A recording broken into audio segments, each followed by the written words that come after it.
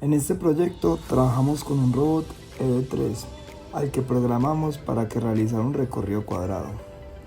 Puede sonar como una tarea sencilla: avanzar recto, girar 90 grados y repetir. Pero detrás de ese movimiento tan simple hay muchos detalles técnicos que tuvimos que analizar, ajustar y perfeccionar para que el robot lo hiciera con precisión. A lo largo del proceso descubrimos que lograr que un robot trace un cuadrado perfecto no es solo cuestión de decirle anda derecho y gira, sino de entender cómo interactúan las mecánicas, la electrónica y la programación en su entorno. Lo primero que hicimos fue revisar la parte mecánica del robot. Notamos que las llantas no siempre estaban a la misma distancia una de la otra, y eso generaba pequeños errores en el movimiento. Puede parecer un detalle mínimo, pero en robótica esa diferencia se traduce en imprecisiones notables cuando el robot avanza o gira. Para corregirlo, le pusimos unos topes a los motores de manera que las ruedas quedaran completamente fijas y la distancia entre ellas no cambiaran sin importar la velocidad o la dirección. Esto fue muy importante, porque en nuestro código usamos la medida, la distancia entre ruedas o treads, como un parámetro clave para calcular los giros. Si esa distancia varía, los cálculos de ángulo y de trayectoria dejan de ser correctos y el robot empieza a desviarse o a girar de más. Una vez aseguramos la parte física, pasamos a trabajar con los sensores. En un principio intentamos controlar todo con el giroscopio, pensando que sería suficiente para mantener tanto la orientación como las rectas.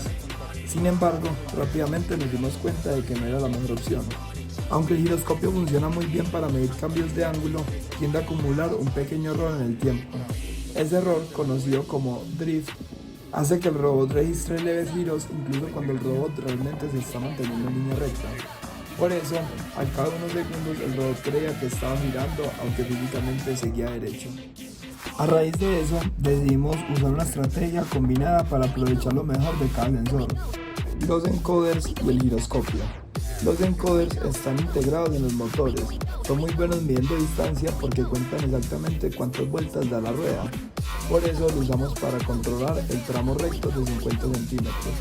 El giroscopio, en cambio, lo dejamos exclusivamente para los giros de 90 grados, donde realmente brilla por su precisión. Esta combinación fue una de las partes más importantes del proyecto, porque permitió que los robots tuvieran un movimiento más equilibrado. El encoder garantiza que las rectas tuvieran siempre la misma longitud, y el giroscopio se encargaba de que el giro fuera exacto, evitando los errores que suelen aparecer cuando se calcula la rotación solo a partir de las ruedas. Sin embargo, incluso con los encoders, notamos que el robot a veces se desviaba levemente durante las trayectorias. Ahí empezamos a analizar las causas. Parte de las desviaciones se debían a factores externos que son inevitables en la práctica. Por ejemplo, el tipo del suelo influye mucho. Si una parte del piso ofrece más fricción que otra, una de las ruedas gira un poco más lento y el robot se desvía. También afecta el desgaste de las llantas, el peso del robot si no está bien distribuido, la precisión de los motores, que nunca son idénticos, y hasta la vibración del propio sistema cuando se mueve. Incluso el cableado puede generar un pequeño sesgo hacia un lado, si ejerce más tensión sobre una rueda que sobre otra. Todos estos factores se acumulan y pueden explicar por qué el robot no siempre trae una línea completamente recta, aunque el código sabe. Después de tener las rectas bien controladas con los encoders, nos enfocamos en los giros. Queríamos que cada giro fuera de 90 grados exactos, y para ello usamos una lógica basada en el ángulo que reportaba el giroscopio. Antes de cada giro, el robot tomaba nota del ángulo en el que se encontraba y luego calculaba cuánto necesitaba rotar para alcanzar el nuevo ángulo deseado. Pero además le restábamos cualquier error acumulado.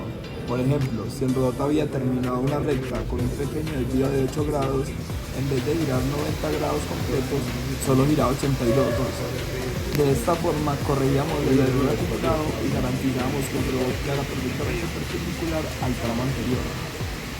Esta técnica funcionó bastante bien, pero al hacer las pruebas descubrimos algo curioso: el giroscopio no estaba completamente calibrado.